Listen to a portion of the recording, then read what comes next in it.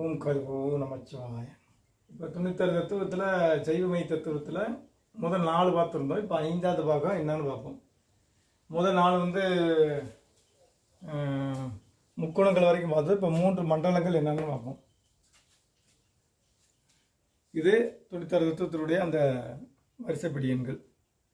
இது பொதுவான 96 தத்துவம். சைவ தத்துவத்தில் இது பொதுவானது. இதில் நம்ம சிறப்பாக பிரித்து உள்ள வேண்டியது திருமூலர் ஒவ்வொன்றே அங்கே எல்லாத்தையும் ஆராய்ச்சி சொல்லியிருக்காரு. அதை ஒவ்வொன்றா இதை முடிச்சுட்டு நம்ம அதை ஆராய்ச்சிக்கலாம். இப்போ 3 மண்டலங்கள், நம்ம உடம்புல 3 மண்டலங்கள் எங்கே இருக்குது? அண்டத்திலையும் 3 மண்டலம், பிண்டத்திலையும் 3 மண்டலம். இந்த 96 தத்துவங்கள் வந்து நம்ம உடம்புக்கு மட்டும் இல்லை, அண்டத்திலையும் இருக்குது. அண்டத்திலையும் 96 தத்துவங்கள் இயங்குது.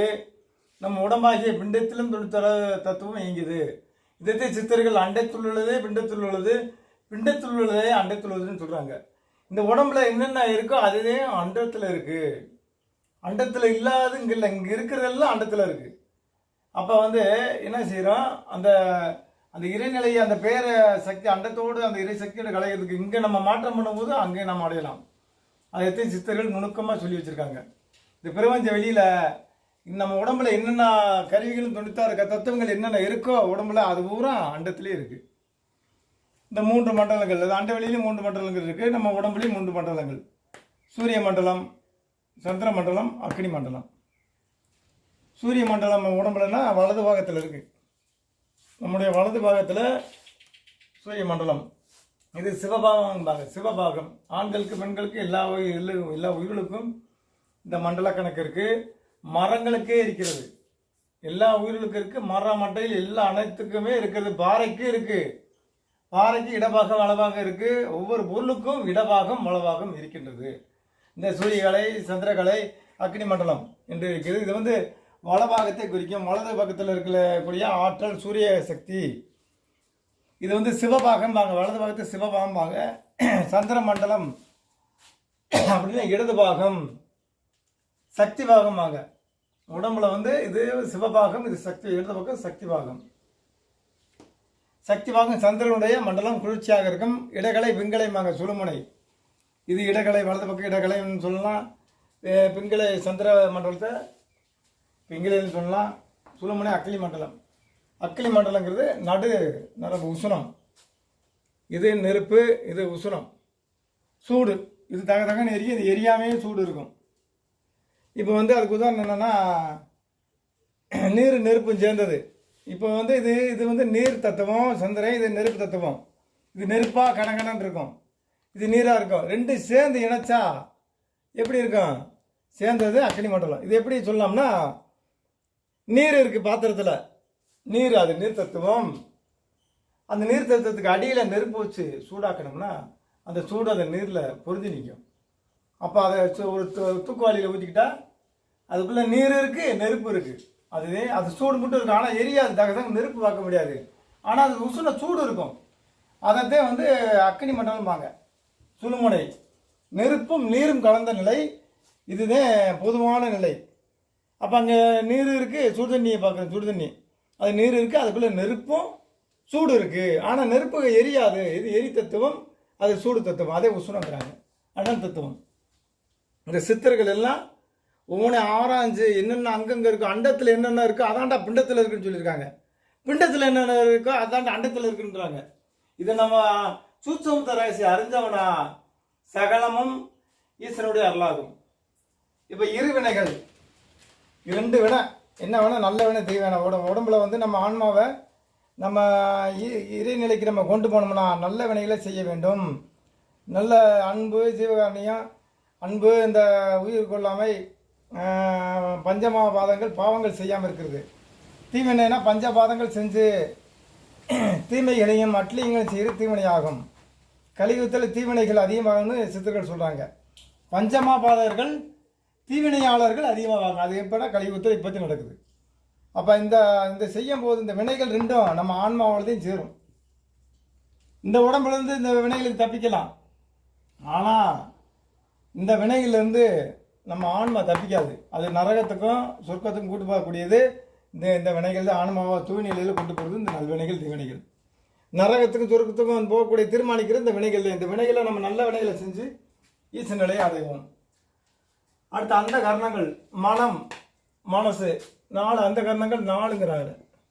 4 மனம் மனசு மனசில் சிந்திச்சு ஈசனை தியானிச்சு அதை என்னென்ன நற்காரியங்களோ மனசில் செஞ்சுக்கிற வேண்டியேன். புத்தி அறிவு அந்த மனதை வழி நடத்துறதுக்கு அறிவை என்னென்ன செய் அப்படின்னு கட்டளையிட்டு அந்த இடத்த தேர்ந்தெடுத்து முடிவு செய்கிறது. சித்தம் விருப்பம், இது சிந்திக்கிறது, இது விருப்பம். விருப்பம்னா நம்ம அவங்க விருப்பத்துக்கு விட்டுறது.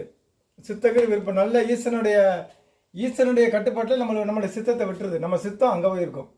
நம்ம விருப்பமெல்லாம் எங்கே இருக்கோம்? அங்கே தான் இருக்கோம்.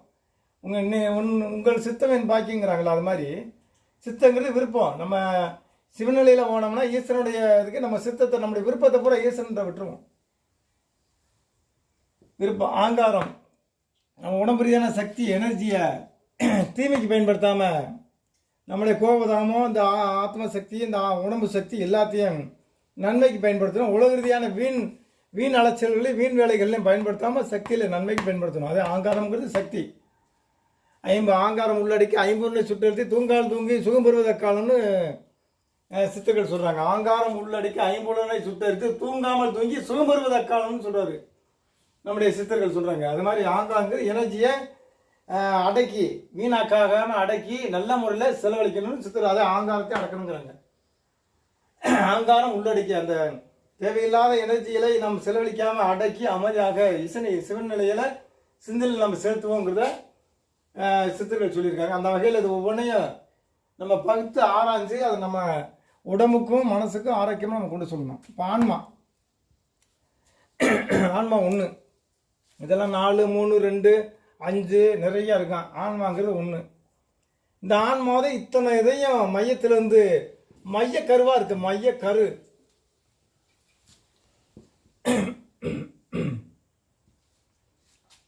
ஒரு முட்டையோட மஞ்சக்கரு மாதிரியே இது ஒரு மைய கருவில் இருக்குது. இந்த உடம்புடைய இந்த 96 தத்துவத்துக்கும் இந்த 95க்குள்ளேயே அடங்கி மையத்தில் உட்காந்துருக்குது இந்த ஆன்மா. நடுநிலையாக உள்நோக்கி அருவமாக இருக்கும். உருவமாக வெளிப்படும், அருவமாக இருக்கக்கூடிய நிலை தான் இது இந்த ஆன்மா. இந்த ஆன்மா பிண்டத்தில் இருந்தால்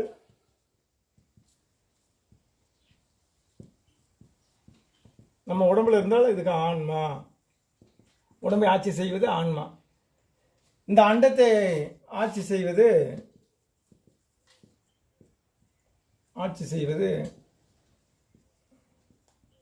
பேரான்மா. இந்த பிண்டத்தில் உள்ள ஆன்மாவை நல்ல இந்த மாதிரி கெட்ட விலைகள் நல்வேலைகள் எல்லாத்தையும் விலக்கி மாயிலிருந்து விலகி அந்த சிவத்திடம் பரசிவனிடம் சேர்ந்து பேரான்மா பரமேஸ்வரன் பரசிவன் சிவனே பேரான்மா.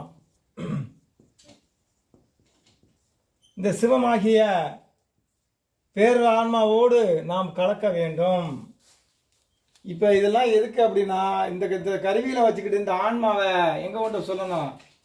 பேரான்மாவிட்ட கொண்டு போகணும். இத்தனை கருவிகளை வச்சுட்டு நல்ல நிலை திசை திருப்பி நல்ல செயல்கள் நல்ல பார்வைகள் இத்தனை புலன்களை நமக்கு கடவுள் 95 தான் கொடுத்துருக்காரு. இலவசமாக கொடுத்த இந்த கருவியில் ஆன்மாவை நம்ம சிவனை நினச்சி பேரான்மாவாகிய சிவன்கிறது பேரான்மா. சிவனை பேரான்மாங்கிறாரு சித்தர் திருமூலர். அந்த பேரான்மாவோட கொண்டு போய் அடையிற நிலையை பரநிலை முக்தி நிலையாகும். ஒவ்வொரு ஆன்மாவும் பிறந்தால் மீண்டும் ஈஸ்வரனிடம் போய் சேர்வதற்கான ஒரு சுழற்சி முறையைத்தான் சித்தர்கள் சைவ தத்துவ முறைகளில் சொல்லியிருக்கிறார். அந்த வகையில் நம்ம ஒவ்வொன்றையும் உணர்ந்து அறிஞ்சு பார்த்து நம்ம ஈஸ்வரனிடம் நம்ம ஆன்மாவை கொண்டு சொல்லுவோம். ஓம் காலை ஓ நமச்சிவாய்.